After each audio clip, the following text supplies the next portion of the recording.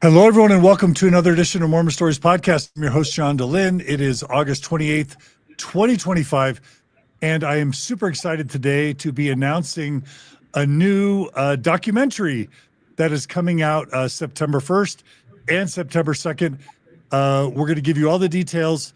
The document is entitled Ruby and Jodi, A Cult of Sin and Influence. And of course, those of you who follow Mormon Stories Podcast will know when we talk about Ruby and Jodi, we are talking about Ruby Franke and Jodi Hildebrandt.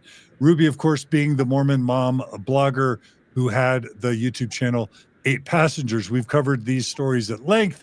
And what I'm also super excited to announce, in addition to the release of this new documentary that includes many names and faces you'll be familiar with, including Jessi Hildebrandt, Adam Paul Steed, Lauren and John Mathias, Natasha Helfer, Dr. Julie Hanks. It's an all-star cast as far as I'm concerned. The other thing that I'm excited to announce is that today we have on Mormon Stories Podcast three of the many people involved in helping to make this documentary fantastic. So I am welcoming to the show Olivia Crist Grant, Rachel Bozich. Is that how I pronounce it, Rachel? Bozich, but it works. Bozich, Rachel Bozich. I should have asked beforehand. And Lauren, oh my gosh, Lauren Andrade. Okay, I'm a bad host, but let's begin by having each of you introduce yourselves and tell us kind of your roles with the film. And Olivia, maybe we'll start with you. Sounds good. Yeah, no, happy to be here. So I'm Olivia Crist Grant, and I'm the director and executive producer on the project, one of them. Okay. All right. Thanks for joining us, Olivia. And Lauren, let's have you go next. Hi, thank you so much for having us, John. My name is Lauren Andrade, and I am an executive producer on the project. Executive producer. Okay. Y'all need to educate us about what these different roles do. I know. I was going to say, I was like, if you throw it at me, I'll explain what they did too. Okay. And then Rachel Bozich. Hello. Rachel, executive producer and showrunner. And so essentially Lauren and Olivia, they chased this story. They developed this story. They brought it to the network. And then Olivia with the director, she's like overseeing like the creative, the vision, and Lauren was helping so much with access, securing the people that we're talking to. Like that is her in an all-star way. And then myself as the showrunner is coming in to help run the show. So making sure everything from production to post-production runs smoothly and helping them with all the creative vision. So beautiful. Let's start at the top by saying where and when this is all being released, and then we'll end with that as well. Who wants to let our people know how and when it's being released and where? Do it. So it's in a number of different places, which is great. So there's 2 episodes that drop on September 1st. It'll be on Max and ID. And then the other 2 episodes drop on September 2nd. So it's kind of doled out that way.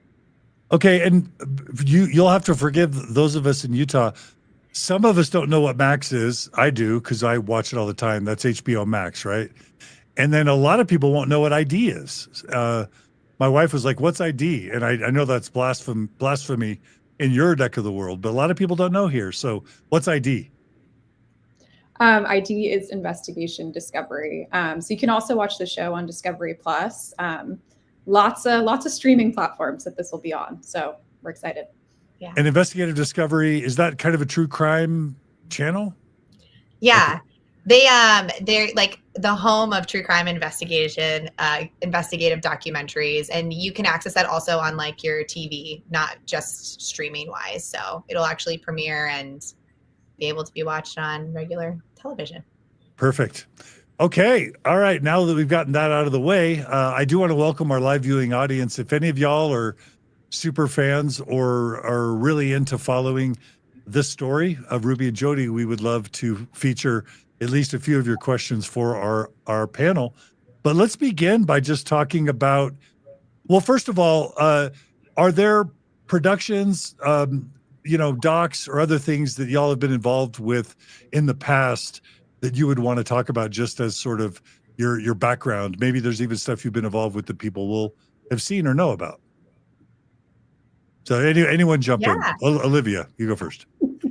So Lauren and I, we worked on Shiny Happy People. So that was kind of like our last documentary project, which kind of laid the foundation in our interest in sort of like the family vlogging universe, because it very much is kind of the next step sort of after reality TV, which reality TV was a topic in our last documentary project. Okay, Shiny Happy People. We did cover that on Mormon Stories, and it was a phenomenal documentary. I hope everyone goes and watches it. So Olivia and Lauren were involved with that. Anything else worth mentioning in terms of Rachel? Yeah, I most recently did the Idaho One Night in Idaho series on Amazon, and before that did the Murdoch Murder series on Netflix, which was a similar company, which is how I had the privilege of meeting these two wonderful women. Yeah, I think those are kind of two. Okay, awesome. All right, well, let's have any or all of you jump in and just share what you want. I'm dying to know. We Mormons tend to think that, at least prior to the Ruby and Jodi story, we kind of felt like it's all insider baseball here. It's all Utah, Idaho, and Arizona. Nobody else really cares or pays attention to us. And that turns out to not be so true. But what got you all interested in this story? Yeah, I mean, I think kind of like Olivia said, coming off of our last show, Shiny Happy People, that really exposed how the media can mask child exploitation under the guise of family and faith and dealing with, the patriarchy and coercive control. And as we were following this case, we really saw this as a modern version of the same story, just amplified through new media channels like YouTube and social media. So we thought that it was something that was very important and that we really needed to investigate further so that hopefully this doesn't happen again in the future. Love it. Olivia, anything you want to add to that? No, yeah, I echo Lauren. Yeah, I think that we came into it sort of interested in this family vlogging world. And we're, starting to investigate different stories around that. And then it hit the news that Ruby Franke and Jodi Hildebrandt had been arrested. And then we really started to zero in on that story, because obviously a huge facet of what Ruby did was, she was this massive mommy vlogger. But, as kind of we continued investigating, we really realized that Jodi Hildebrandt really hadn't been explored as much. There's been pieces on Ruby and that family that have been done. So we kind of shifted gears to really focus on Jodi.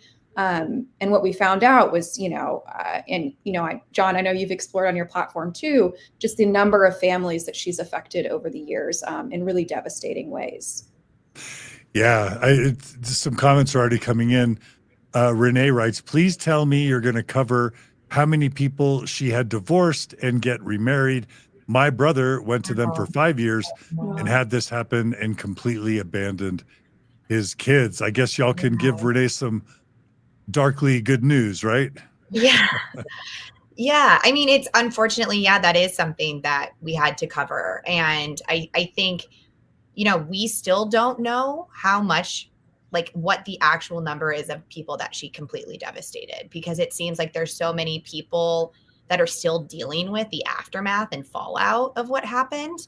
And we're hoping that comes more to light. And like Renee flagged, people will be feeling more comfortable to come forward and share what happened to them, because that's what we found is there's just a lot of shame and it's so horrible what she was able to do, Absolutely. Renee, a viewer, is under the impression that this is strictly Ruby and not Jodi. No, that's wrong, Renee. It's definitely Ruby and Jodi. And then fun, Dr. Julie Hanks has joined us in the chat, and Julie is a star. She's one of the stars in the broadcast. So Julie, you did a great job. I've seen all 4 episodes. Julie, you were fantastic. Jordan and McKay from the Jordan and McKay YouTube channel, they're fantastic. Natasha's fantastic. Lauren and John are. You have and Jessi and Adam. You have just like an amazing group of people you interviewed, and on the one hand, I was like, wait, there's none of the Franke family. But the truth is, number one, there was the documentary that has already come out that really featured them. And I don't think I was sad to not have them on, because it almost was like this documentary was a phenomenal compliment to the other documentary. Do you want to talk about that at all? Yeah, I'd love to hear your thoughts on that. Lauren, Olivia? Yeah, no, I think we were actually super grateful that the other documentary came out before ours.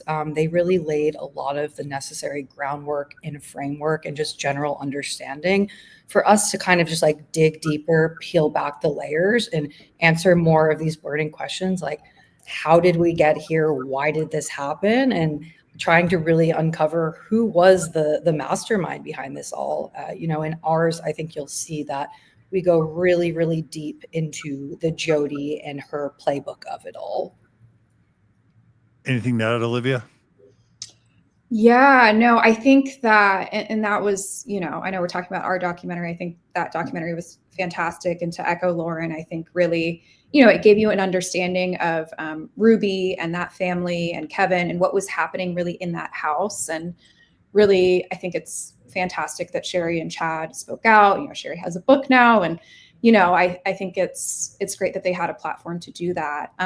But yeah, I think with us, we really wanted to kind of go, obviously we need to talk about Ruby and Jodi's relationship and talk about the Frankes as well, but kind of moving beyond that, post episode 1, we really dig into other families that were affected. And I think what people really don't realize is just, and I might be repeating myself from earlier, but how many families over this woman's career have been affected across Utah and beyond. I mean, she's been a therapist and a licensed one at that for a very long time in Utah. So I think that there are lots and lots of people, even beyond our documentary, that hopefully will feel comfortable coming forward, having experienced similar things. Love it. Rachel, I want to give you a chance to get in there as well. As the showrunner, is it stressful when you find out there are other documentaries being released while you're in the middle of making one, or is it exciting? I probably have a strange answer to that. I would say exciting. This happened when I was on Murdoch Murders too, and also on the Idaho series. I think, and like I speak for myself, but hopefully echoing like Olivia and Lauren with this, like I just feel so privileged to be able to do what we do. And when you hear that another documentary is coming out, it's always a question of, okay, who do they have and what is their angle, and then what is ours? And I think you said it really well, and Lauren echoed it, that it's like we were able to dig deeper in a way here and answer kind of the burning question that we felt, which is, why would Kevin leave his kids, and that's, I think we got a lot of clarity when all these other families started coming forward and being like, well, this happened to me too, and this is why I did it. So yeah, it felt very validating, and we hope that everyone sees that, and hopefully there's more stories to come that people feel comfortable sharing. Yeah.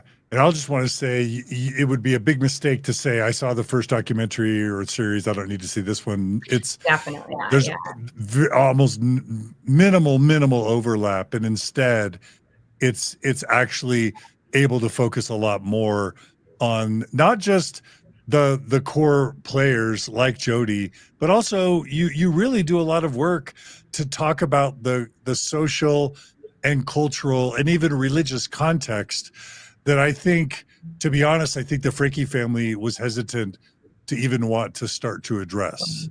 Yeah. And to me, that was obviously really important. I think that's maybe why y'all had me involved a little bit in this. But also, I'm just so grateful you were willing to spend almost 4 hours, in an actual released, documentary footage, because that's a lot of detail, a lot of introspection and insight to share. Yeah. And to kind of piggyback off that, John, I think that, you can't really tell this story without talking about the Mormon church and really digging into, majority of Jodi's clientele were, members of the LDS church. She did have folks that were not members, like that did happen, but I would say majority of who she therapized, were members of the church. And I think understanding the structure of the church, how institutions like the church, and this happens in, every religion as well, really weaponizes shame, and how Jodi was somebody who was able to come in and really capitalized in a really sinister way off of this already existing sort of bedrock of shame.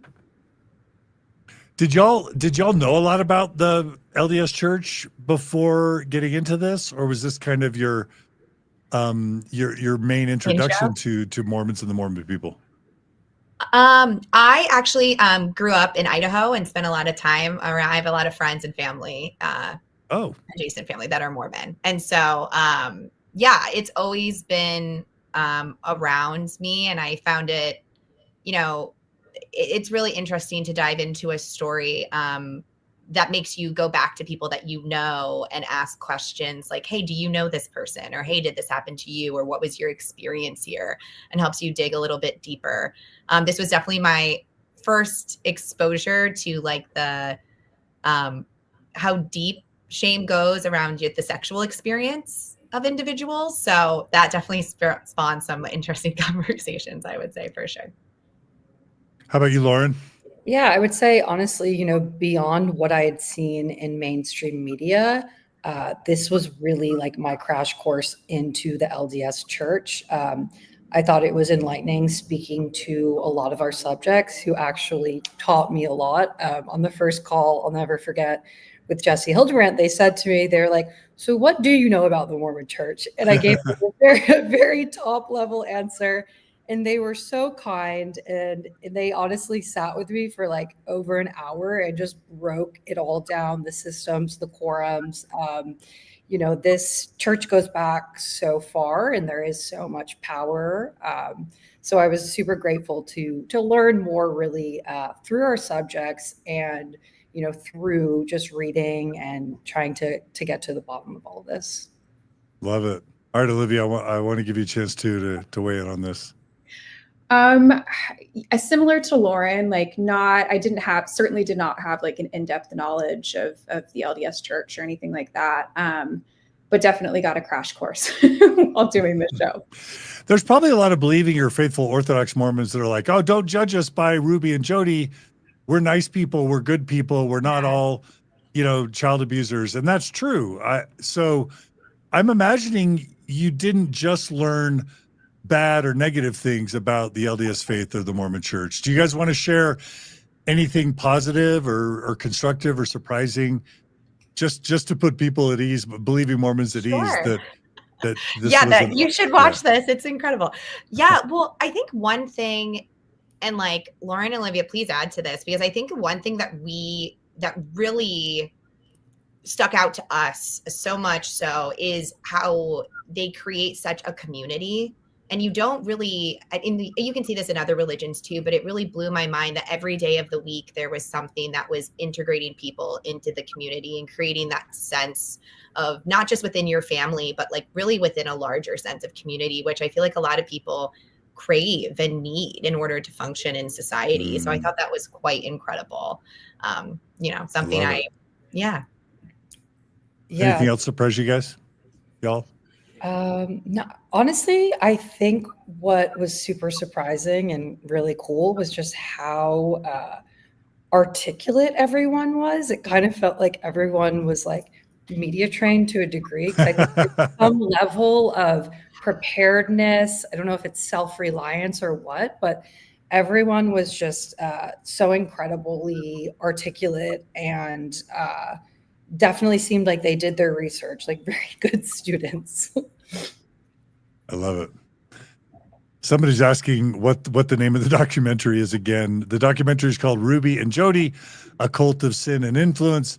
It's going to be released September 1st and 2nd on multiple platforms, including ID and also on HBO Max, right? Yes. Mm-hmm. I'll repeat that here and there. Okay. So really quickly, was this a hard, I don't know if you can even talk about this, but was this a hard doc to sell? Because as I understand it, you get the idea, then you put together research and a sizzle reel, and then you've got to sell it.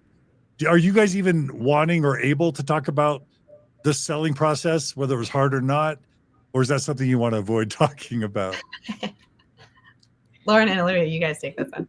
No, I mean, I think we can talk about it. I think it's, we're in an interesting time, I think, too, in like documentary filmmaking. I mean, you look back like, I don't know, 10 years ago, and, you know, streaming wasn't, I think, what it is today, which is just such a behemoth, and like, you know, no one has really cable anymore. And so I think that there is so much more of an industry for documentaries. You know, I feel like on Netflix, you see a new one every week, right? But with that, you know, there's high competition, I think, to get these stories, which means, you know, getting access to the right people. And, you know, it's super competitive. And I think we felt that with, you know, getting this off the ground as well. Because, you know, obviously, you know, Ruby and her family, they had their not Ruby, Kevin and Sherry and Chad had their documentary. So yeah, it was definitely, you know, it's always a challenge, but I think that what we liked about partnering with ID is they really respected the fact that we wanted to go deeper, and really wanted to shift gears and look at the Jodi of it all. So yeah, we were really lucky to partner with them. Love it. Anything you want to add to that, Lauren?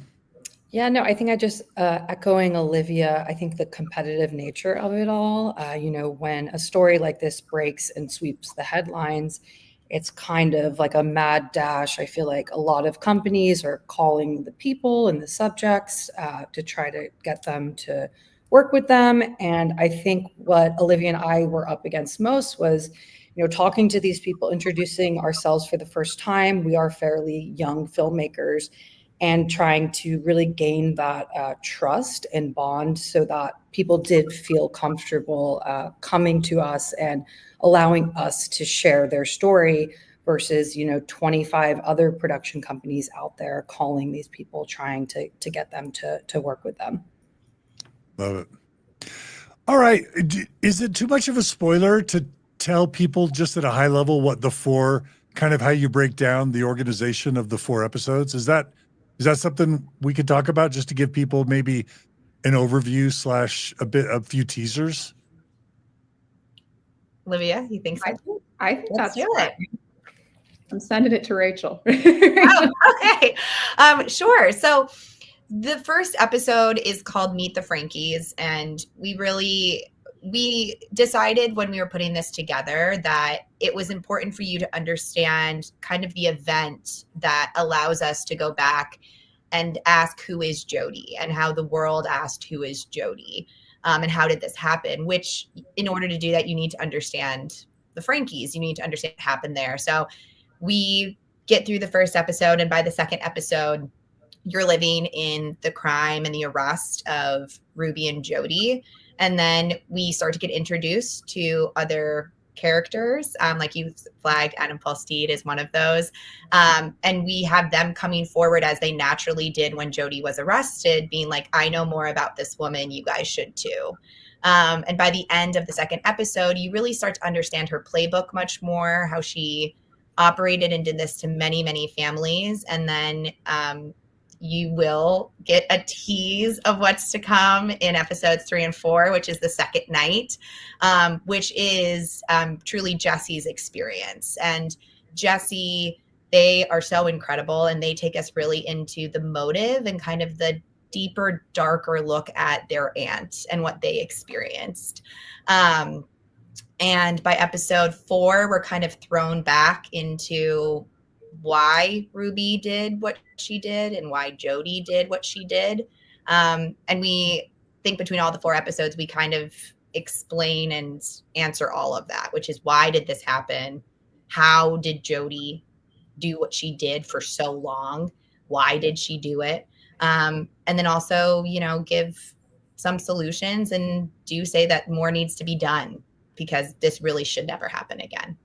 So let me know if I forgot anything, Olivia. Love it. Olivia and Lauren, anything else you want to add as teasers? think Rachel did a good job of, summing it up. No, I think that, you kind of start in the world of family vlogging, and then you end up, and by the end of the series, with really a much larger story and commentary. So yeah, but I think that a theme that we've seen throughout this series is this sort of idea of dehumanization, and I think that you can really track that with how the kids were sort of used as props on social media, vis-a-vis like Ruby's channel, and then if you follow that line all the way down, you see dehumanization in all of these different stories as well. We have several international listeners, and a few are asking, is this going to be made available internationally? Lisa's asking from the UK. That's Lisa Boras, and then Lisa A is saying, what about New Zealand? Is it too early to talk about international release? No, it should be available overseas. They will be able to watch it. Like on September 1st and 2nd, or at some point afterward? Or do we know? I think on September 1st and 2nd, but we can follow up with you, John, with that clarity for Lisa and Lisa. But they will be able to watch it. So really quickly, is it okay if we talk about Jessi and Adam really quick? Yeah. Like Adam Paul Steed was so traumatized that when I interviewed him, in the first part of the interview, he literally disassociated, and I had to stop the interview, send him home, and then bring him back the next week to complete the interview. Yeah. And he was almost, I don't want to say catatonic, I don't know quite the right words, but he comes across as so calm and collected. So y'all, I don't know if y'all gave him a benzo or if you're just really good at helping people feel relaxed. But I just have to say, I was super impressed with how calm and effective Adam was at telling his story, given how much I know he was traumatized. So, the Adam Paul Steed is one of the top viewed Mormon Stories episodes of all time. Yeah. So I just wanted to throw that to give y'all a chance to talk about working with Adam or things Adam shared to any extent you feel comfortable, because he's obviously known broadly in the Mormon Stories community. Yeah. Well, go ahead, Lauren. Encourage. Oh, no, I was going to actually say, I was like, the person to really speak to this is Lauren. She just, I think with all of our characters, and this is on this project and on others, it's all about building relationships with these people. And for a long time, like it starts from the moment you get someone to take that first call and say, hey, are you interested in telling your story? Because really, like, we are so thrilled to be able to do what we do, but we're just giving them a platform to share their story. And so, Lauren, you can definitely speak to like forming that relationship. Yeah. Well, first of all, John, thank you for also featuring Adam. We watched that, and that also informed our series as well. Yeah, I mean, with Adam, I think he's still really just processing everything in real time. He's so courageous and brave to have come out and share as much as he has. I will say we definitely spoke a lot. We probably chatted weekly, almost daily for about over a year. So we definitely formed a very trustworthy relationship where I'm glad that it did read that he was comfortable with us, because at the end of the day, that's what we hope for. We don't want them to, go into this situation and feel completely re-traumatized and freaked out that there's now a camera in their face. We really did build like a very positive relationship over the course of a year. And it's so crucial because it's arguable that there's no connections without Adam Paul Steed. And I'll tell you why I say that, because obviously Jodi Hildebrandt eventually loses her license because of the way she violated Adam Paul Steed's, privacy, especially as it relates to BYU and, the honor code violations and then him getting expelled. And I kind of conceptualize Jodi Hildebrandt's pivot to connections as being a result of her losing her license. And of course, it becomes an extension of the techniques that she practiced on with people like Adam and others. Olivia, I want to give you, I guess, you a chance to respond to that as well, not to put you on the spot. No, you're fine. Yeah, I think that's, Adam speaking on that and his role and, the doppel of it all. I'm not sure how much all your viewers are familiar with this, but, because of those violations, both a dual relationship and, so a lot of ethical violations that Jodi was doing, her license ended up being put on probation for, I believe, 18 months. It was reinstated eventually. But to your point, John, and this is something we talk about in the series, I think that almost emboldened her to, my license is on probation. I'm going to go now become a life coach, and I'm really going to dig in with this connections idea. And of course, the life coaching industry is fraught with, I believe, like, really no regulation. So I think that, no regulation plus Jodi Hildebrandt is, of course, a recipe for disaster. Yeah, absolutely. Okay, there's somebody saying, please include links to past Mormon Stories episodes. Julia in Brooklyn will absolutely, in the show notes, include our interviews with Adam Paul Steed and Jessi Hildebrandt. But maybe watch those after you watch Ruby and Jodi, A Cult of Sin and Influence, because I think that will be a really great introduction. And then you can dig in more to Adam Paul Steed and Jessi Hildebrandt and get even more of the details. I would say start with Ruby and Jodi, A Cult of Sin and Influence, and then go from there. That's just my opinion. I thought, I really do want to say that I sensed y'all took kind of trauma-informed care and trauma-informed interviewing very seriously. And not all professionals that I've worked with take that seriously. So I just want to give y'all props for my perception that y'all were very professional in that regard. Thank you. Thank you, John. Thanks a lot. And then honestly, Jessi, if there was one person that every single media outlet on the planet wanted to have access to, it's Jessi Hildebrandt. And as I understand it, this was the kind of the exclusive that Jessi agreed to do. So if anybody wants to really, and I'm not sure about that from a legal perspective, but I mean, if anybody really wants to hear Jessi's, processing, not just of her experiences with Jodi as her aunt, 10, 15, 20 years ago, but also how she processed hearing the news and then following the story, and even to the point of the verdicts. This is the place to get the full Jessi Hildebrandt reaction.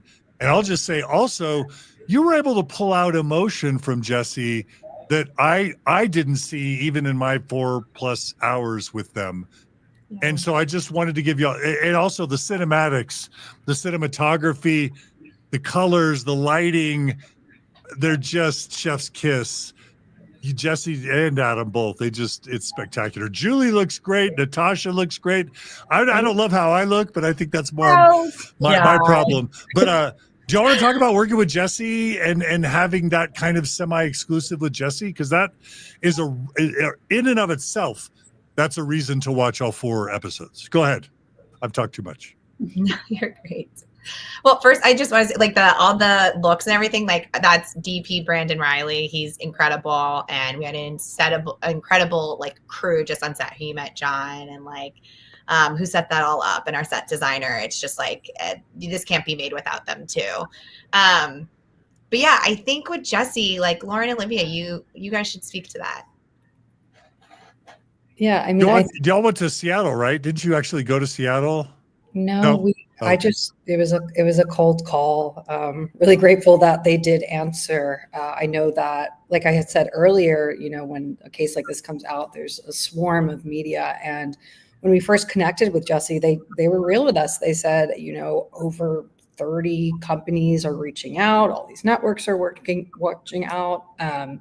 So we were just really glad that one, they agreed to even just have the conversation with us and to really trust us with their story. It is like a very vulnerable place for them. So the fact that I think we connected with them so well is what informed them to eventually sign with us. And yeah, they're so incredible. They're such a force. I'm so excited for everyone out there to see the press that they're going to be doing. And hearing more about their story through our show. Did you say Jessi will be doing some press around this? Yeah. Yes. I don't know if I was allowed to say that. Oh, no, that's fine. You don't have to get into details, but that makes me really excited.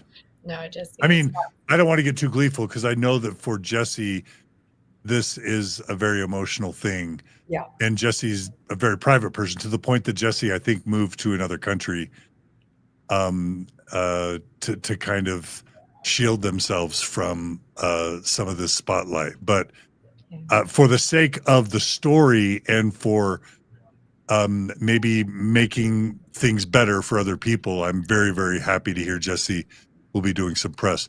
Olivia, did you want to add anything about working with Jessi and what Jessi shared? Yeah, I mean, just to echo Lauren, Jessi is like amazing and brave and courageous. And this is awkward for me. I'm a behind the camera person. But one of the reasons we're grateful that Jessi, is doing some press is they're just so articulate and have been through hell and back, and has done a lot of work. And so I think that there's nobody better to really speak on this project, be in this project, obviously, than Jessi. So we're really thankful. As I know you all have a hard stop, so let me ask maybe the biggest question that I think about and get all of your perspectives on this. And of course, any answer is fantastic.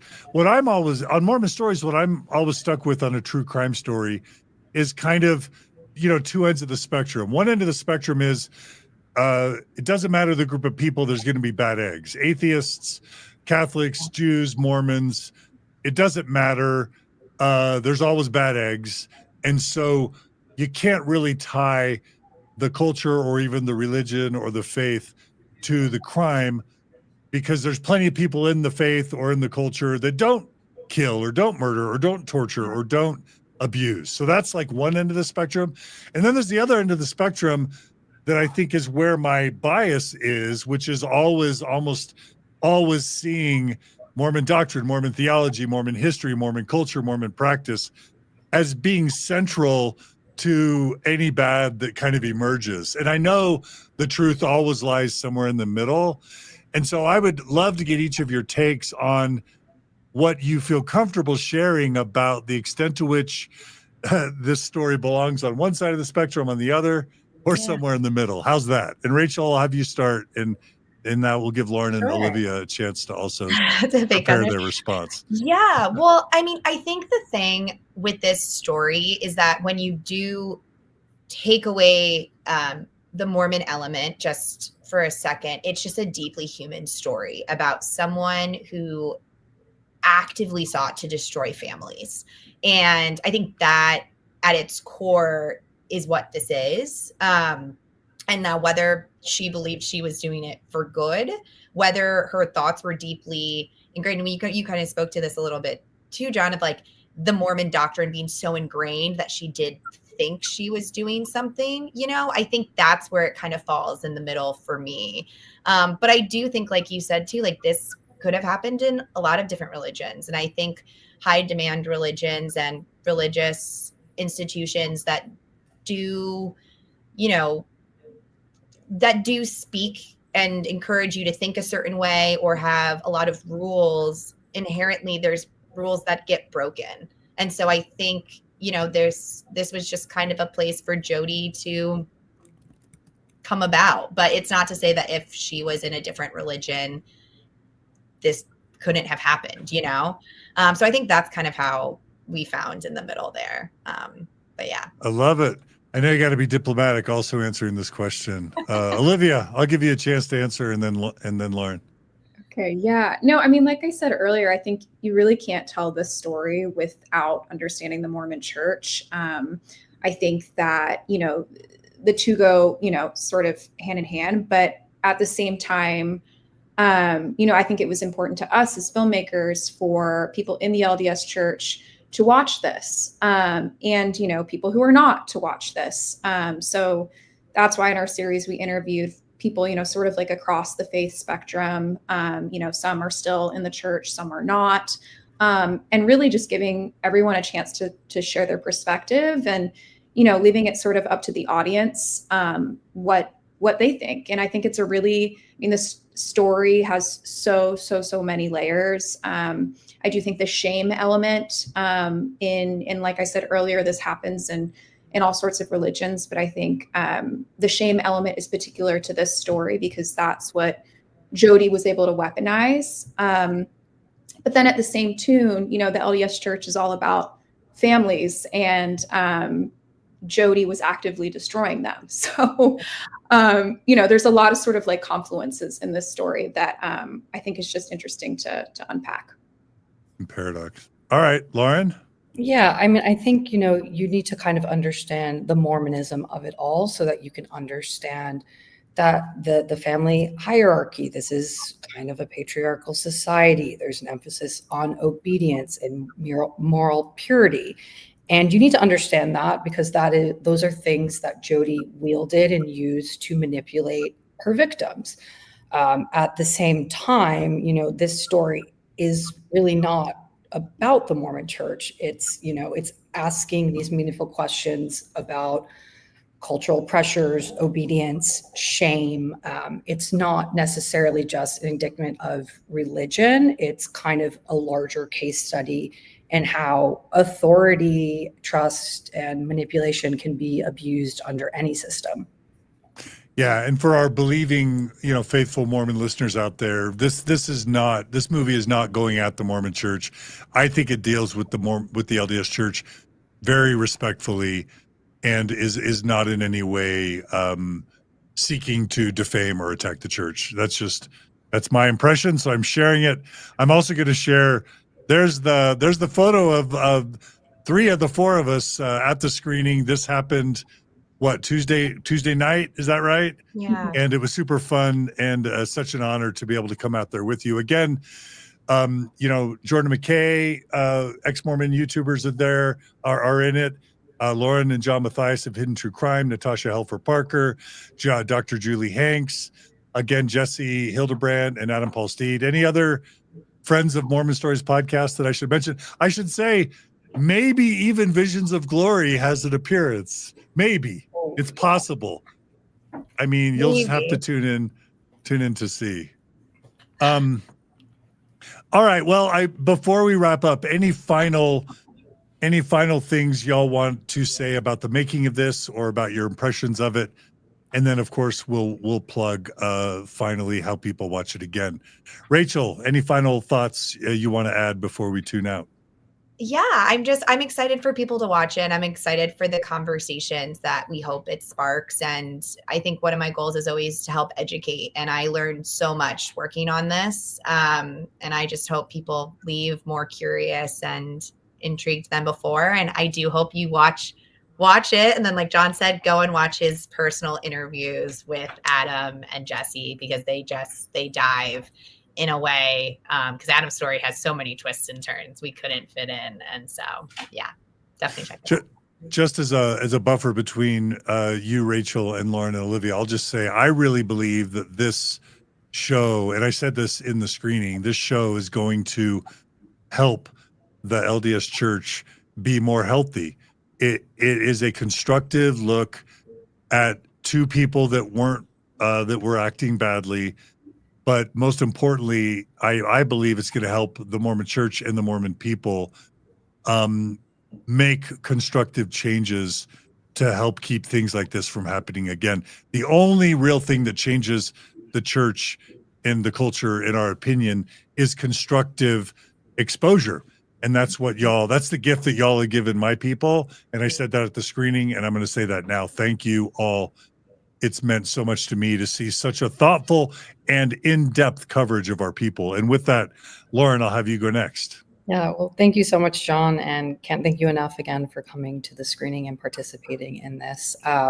Also, just so grateful that we are able to spotlight these survivors and give them a platform. Because I think, for all of us at the end of the day, our goal, like Rachel said, is to create conversations around this. And like you said, constructive feedback, just really to spread awareness and accountability so that hopefully we don't hear about stories like this in the future. I love it. Okay, Olivia, any final impressions about the film? Pressure's on. No, honestly, thank you so much, John. That feedback means the world, because that was really our goal in all of this, for people to watch and examine and, just to Lauren's point, create conversation. I will say that, we were excited for everybody to watch this series, but if you're someone who's been through, trauma in your life, or have been touched in your life by the themes of this story, I'll just offer a trigger warning, of course, but before diving in and watching. But yeah, we're super, super grateful for your voice, John, and everyone in it, and excited to see what people think. So everybody needs to go watch this and invite their friends and family to watch it on their own TVs so that you get individual views. Watch it alone, but get as many people to watch it with you simultaneously. No, I'm just kidding. Remind everybody the channels and the times again. Rachel. Yeah. September 1st and 2nd on HBO Max and ID Discovery Channel, Investigation Discovery Channel. Okay. Olivia, and I don't know if y'all. Oh, what's that, Rachel? I forgot the times. Oh, what are the 7 times? 7 p.m. on all time zones, or? I don't know. 9/8 Central. There we go. 9/8 Central. Okay, really quick. Are Olivia, Lauren, or Rachel, are y'all able to talk about anything you're doing next, or is that top secret, or you don't want to share, just for fun? And it's okay if you don't want to talk about it, or yeah, we could have that be a TBD. I am on. I can't say what it's about, but I am on a Netflix series next. So, ooh, stay tuned. All right. We'll keep in touch on that, Rachel. Will do. Olivia and Lauren, are y'all going to continue working together? And if so, do you want to share anything about that, or not yet? Yeah, no, we actually have a company together called Chick Entertainment, and kind of coming up for air after this project, and in development on the next thing. So can't say anything yet, but yeah, still out here trying to do the next thing. Is it grueling to make a documentary? Is it grueling? Oh. It's a lot. Yeah. So Olivia, I don't know if we can get it. Olivia got married this year. I'm also getting married this year. And so it's making a documentary and planning a wedding is a feat. So. I wouldn't recommend it. No, we're very proud, but yeah, it's a lot, but we're, again, just so grateful to be able to do what we do and give people a platform to share their story. So do y'all have any plans to relax and kick back and decompress from all this? Maybe that's the question I should have asked. Yeah, that's the question that should have been asked. Or is it just on to the next thing? Mine's on to the next thing, and my wedding's still coming up. So I know my fiance is not happy about that, but yeah. I pushed my honeymoon for, the show and stuff like that. So that's coming? That's coming, doing that next. Yeah. Oh, good. Lauren, doing anything to relax or heal? Gotta figure that out. Okay. I hear you. Okay, everyone. Well, it's time to wrap up. Again, the show is Ruby and Jodi, A Cult of Sin and Influence. You can see it on ID. You can also see it on HBO Max, both domestically and, as we understand it, internationally as well. Please watch it. Please share it. Please spread the word. Please do your own shows about it. TikTok, Instagram. Please like this episode. Please subscribe. Please share this episode. Get everyone excited about it. people, Mormons and ex-Mormons, I think we all love it when people help shine a spotlight on our culture. And I think we all agree that sunlight is the best disinfectant. So let's all start a massive grassroots social media campaign to make it so all our friends, all our family, all our neighbors, and all the people that we went to school with all watch this show. And let's make it the most streamed thing on the different streaming services, at least for the next few weeks. Is that an okay goal? Can we all agree to that as a a I feel like you're our hype man. I know. I love it. I love it. I love it so much. Okay. Yeah. Well, let's see if I can get the pronunciations right. Elizabeth Crist Grant, thank you for coming on Mormon Stories. I hope you'll come again. Thank you. And Lauren Andrade, is that right, Lauren? Yes, correct. Yes. And Rachel Bozich, right? Yes. Oh, you crushed it. Great job. Next time I'll ask beforehand. Anyway, Olivia, Lauren, and Rachel, thank you so much. Thanks for this gift to our people. Y'all keep doing great work. And please let us know if we can ever feature or showcase anything else you do, because we're here for it. All right? Perfect. Thank you so much. John.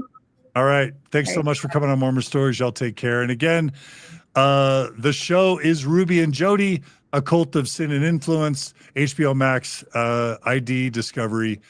Y'all check it out. Thanks so much for joining us today. Also, please check out our Jessi Hildebrandt and Adam Paul Steed interviews and all the amazing episodes we did with Lauren Mathias from Hidden True Crime and Mindy and Megan. We did so many episodes on Visions of Glory and on Sherry Franke. We've got a lot of back catalog if y'all want to hear analysis and in-depth analysis from Mormons. So check out that all as well, but after you watch the documentary. Thanks again for joining us today, everyone. Be good to each other, be kind to each other, watch the show, and we'll see you all again soon on another episode of Mormon Stories Podcast. Take care.